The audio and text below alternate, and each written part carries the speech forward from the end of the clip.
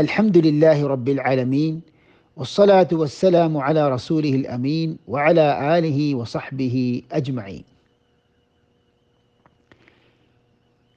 പ്രിയമുള്ള പണ്ഡിതന്മാരെ, പ്രബോധകരെ, സഹോദരന്മാരെ, ശ്രോതാക്കളെ, അസ്സലാമു അലൈക്കും വറഹ്മത്തുള്ളാഹി വബറകാതുഹു. നാം ചർച്ച ചെയ്യുന്ന വിഷയം തവസ്സുലാണ്. അതായത് അത്തവസ്സുലു ഇലല്ലാഹ്,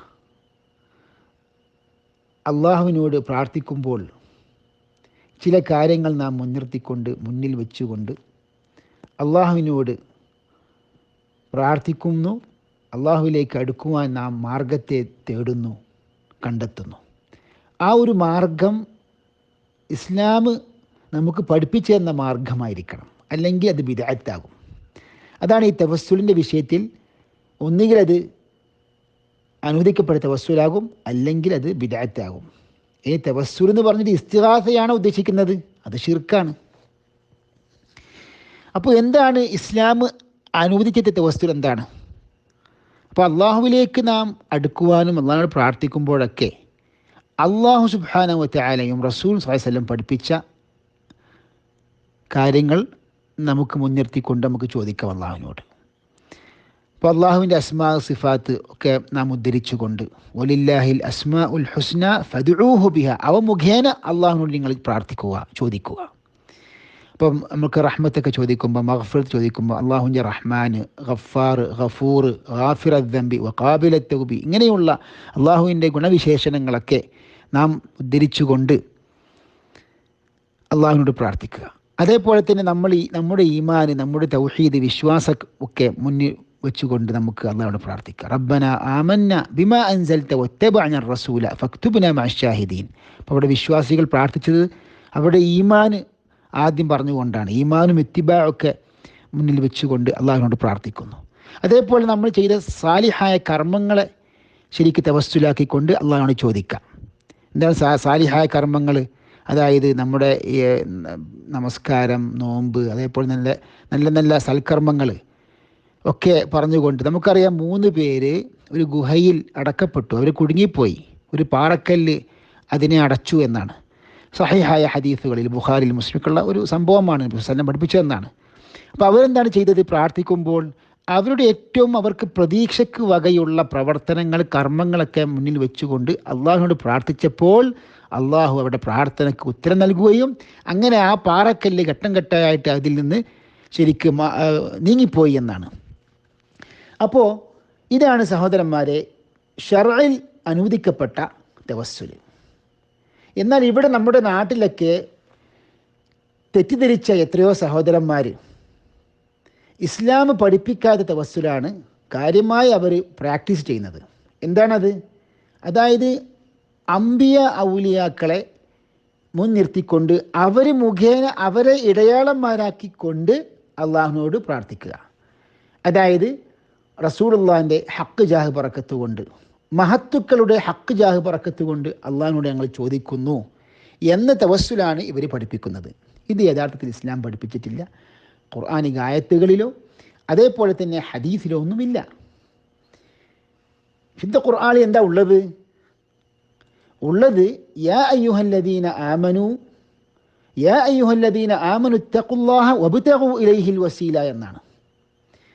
അതായത് ഓ സത്യവിശ്വാസികളെ, നിങ്ങൾ അള്ളാഹുവിനെ സൂക്ഷിക്കുക, അള്ളാഹുവിലേക്ക് അടുക്കുവാനുള്ള മാർഗത്തെ നിങ്ങൾ പിടിക്കുക. എന്താണ് അള്ളാഹുവിലേക്ക് അടുക്കുവാനുള്ള മാർഗം എന്ന് പറഞ്ഞാൽ ഇമാമിങ്ങൾ പഠിപ്പിക്കുന്നുണ്ട്. ഇമാം റാസി തഫ്സീറിൽ പറയുന്നു, ഈ വസീല എന്താ ഉദ്ദേശിക്കുന്നത്? ഫകാനൽ മുറാദു തലബൽ വസീലതി ഇലൈഹി ഫീ തഹ്സീലി മർദാതിഹി. അപ്പോൾ അള്ളാഹുവിൻ്റെ മർദാത്ത് ലബ്ധിക്ക് വേണ്ടി ശരിക്ക് അള്ളാഹുവിലേക്കുള്ള ആ മാർഗത്തെ നാം കണ്ടെത്തുക, തേടുക. എങ്ങനെയാണ്? വദാലിക ബിൽ ഇബാദാതി വത്താആത്ത്. ശ്രദ്ധിക്കണം, ഇബാദത്തുകളും താഅത്തുകളൊക്കെ, സൽക്കർമ്മങ്ങളും ഇബാദത്തുകളുമൊക്കെ അള്ളാഹുവിനെ അനുഷ്ഠിച്ചുകൊണ്ട് അള്ളാഹുവിലേക്ക് അടുക്കുവാൻ പരിശ്രമിക്കുക എന്നാണ് ഇമാമിങ്ങൾ പഠിപ്പിക്കുന്നത്. അപ്പോൾ സഹോദരന്മാരെ, ഇവിടെ നാം ശ്രദ്ധിക്കേണ്ട എന്താണ്? ബിദ്അത്തായ തവസ്സുലിനെ കുറിച്ചാണ് നാം ചർച്ച ചെയ്യുന്നത്. അതായത് അംബിയ ഔലിയാക്കളുടെ ഹക്ക് ജാഹ് ബറക്കത്ത് കൊണ്ട് ഞങ്ങൾ അള്ളാഹിനോട് പ്രാർത്ഥിക്കുന്നു എന്നത് ശരിക്ക് നബിയോ സഹാബികളോ പഠിപ്പിക്കാത്ത ദീനാണ്. പ്രിയമുള്ള സഹോദരന്മാരെ, ഇവിടെ നിങ്ങൾ കാണുന്നത് അല്ലാമ ബുർഹാനുദ്ദീൻ ഇബ്നു മാസ അൽ ബുഖാരിയുടെ ഫിഖിൻ്റെ കിതാബാണ് അൽ മുഹീത്തുൽ ബുർഹാനി ഫിൽ ഫിഖ്ഹിൻ നുഅ്മാനി. ഇമാം അബൂ ഹനീഫയുടെ മദ്ഹബിലെ പ്രസിദ്ധമായ കിതാബാണ് അൽ മുഹീത്തുൽ ബുർഹാനി. അൽ മുഹീത്തുൽ ബുർഹാനി എന്ന കിതാബ് ഇബ്നു മാസ എഴുതുന്നു. ഇബ്നു തൈമിയ്യക്ക് എത്രയോ വർഷങ്ങൾക്ക് മുമ്പ് വഫാത്തായ പണ്ഡിതനാണ് ബുർഹാനുദ്ദീൻ ഇബ്നു മാസ അൽ ബുഖാരി.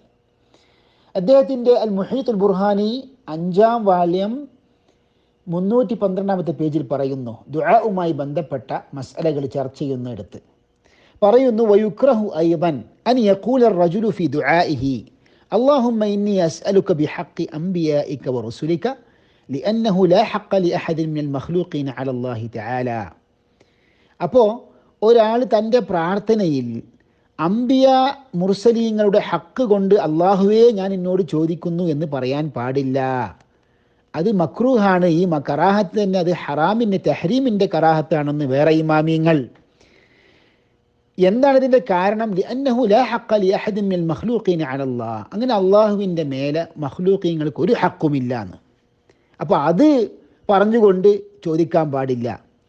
വഫിൽ മുൻതഖ എന്ന കിതാബിൽ പറയുന്നു, അൻ അബി യൂസുഫ അൻ അബി ഹനീഫത ലാ യൻബഗി ലിഅഹദിൻ അൻ യദ്ഉ അല്ലാഹ ഇല്ലാ ബിഹി. അപ്പോൾ അള്ളാഹുവിനെ കൊണ്ട് തന്നെയാണ് അള്ളാഹുവിനോട് പ്രാർത്ഥിക്കുന്നത്. സൃഷ്ടികളെ മുൻനിർത്തിക്കൊണ്ട് അള്ളാഹുവിനോട് പ്രാർത്ഥിക്കരുത് എന്ന് ഇമാം അബൂ ഹനീഫ. അപ്പോൾ സഹോദരന്മാർ ശ്രദ്ധിക്കണം, ഇവിടെ ശരിക്ക് അള്ളാഹുവിൻ്റെ മേലെ ഒരു ബാധ്യത അടിച്ചേൽപ്പിച്ചുകൊണ്ട് പ്രാർത്ഥിക്കരുത് എന്നാണ് ഉദ്ദേശമെന്ന് ചില സഹോദരന്മാർ ദുർവ്യാഖ്യാനിക്കാറുണ്ട്. അങ്ങനെയാണെങ്കിൽ അവിടെ ശരിക്ക് ഇമാം അബൂ ഹനീഫ തവസ്സുല് ഈ അർത്ഥമല്ലാത്ത രൂപത്തിൽ റസൂലിൻ്റെ അല്ലെങ്കിൽ അംബിയ മുർസലിങ്ങളുടെ ഹക്ക് കൊണ്ട് ചോദിക്കാമെന്ന് അവിടെ പറയുമായിരുന്നു. കാരണം തഅഖീറുൽ ഹാജത്തി അനിൽ ബയാൻ, തഅഖീറുൽ ബയാനി അൻ വഖ്തിൽ ഹാജത്തി, അതായത് ഹാജത്തിൻ്റെ ആ സമയത്ത് നിന്ന് ബയാന് നീട്ടിവെക്കുന്നത് ശരിക്ക് അത് പാടില്ല, ലാ യജൂസു എന്നാണ് പണ്ഡിതന്മാർ പറയുന്നത്. അത് ശരിക്ക് ഒരു നിയമമാണ്. ഇവിടെ പറഞ്ഞു വരുന്നത് എന്താണ്? അത് കൂടാതെ ഇമാം അബൂ ഹനീഫ പറയുന്നു, ലാ യൻബഗി ലിഅഹദിൻ അൻ യദ്ഉ അല്ലാഹ ഇല്ലാ ബിഹി. അപ്പോൾ അള്ളാഹുവിനോട് പ്രാർത്ഥിക്കുമ്പോൾ സൃഷ്ടികളുടെ ഹക്ക് കൊണ്ട് ചോദിക്കുക, മുർസലീങ്ങളുടെ ഔലിയാക്കളുടെ ഹക്ക് കൊണ്ട് ചോദിക്കുക, അത് ശരിക്ക് പാടില്ലാത്തതാകുന്നു.